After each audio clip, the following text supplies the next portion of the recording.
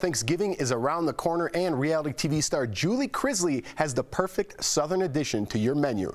Earlier, she shared her mac and cheese recipe in our DBL Spotlight. Julie Chrisley, welcome to DBL. Do you have any famous Chrisley story memories that you could share with us? Well, you know what? We have mishaps in our house every day. But I will tell you, and I don't know if it was my first or second Thanksgiving that Todd and I were together, I decided I was going to host Thanksgiving dinner. So my mother-in-law gives me her recipe for the turkey. I follow the recipe to the T. So she tells me to put it in like late at night. You cook it all night. When you get up in the next morning, your turkey's done. So I wake up super early on Thanksgiving. I go downstairs. There's a carcass in my oven, and that's it. It has burned every ounce of meat off of the bone, and I have nothing left. I mean, I was in tears. Ooh, that sounds like the turkey from Christmas Vacation, when he cuts it open and just... Now, if you know me, Julie, I love the holidays and I love Thanksgiving, and food is tied to so many wonderful family memories, at least for me. So it's all about the side dishes around Thanksgiving time, and I see you already got something on the table there. What's your favorite Thanksgiving side? Well, I have many Thanksgiving sides, but my family's favorite is the homemade mac and cheese, and that's what I'm preparing for you today.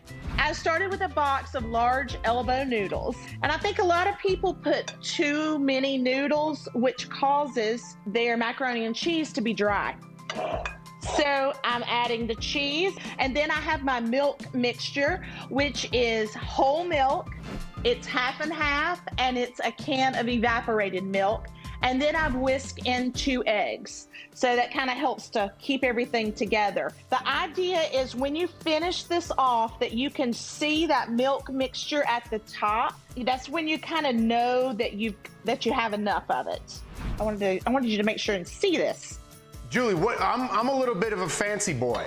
So what if I wanted to throw a little lobster in there and make it a little lobster mac and cheese? Is that acceptable? You know what? Absolutely, because I feel like this recipe has so much, it's so moist that it would allow you to incorporate something else and not be dry.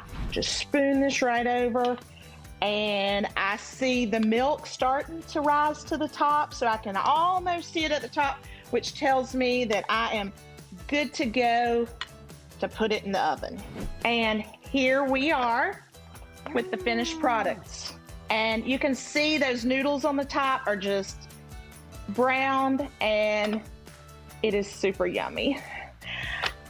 Now, Julie, important question. Is there anything special that you could do with that mac and cheese the day after, speaking of leftovers and things like that? I also have a recipe where I take and I add a little bit of breadcrumbs and make almost like a mac and cheese ball, and then you deep fry them. Before you go, could you take a bite of that mac and cheese and tell everybody how delicious it is?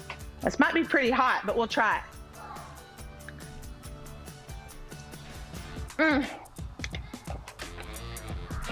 There you go. It is super good. I can assure you this will be lunch at my house today.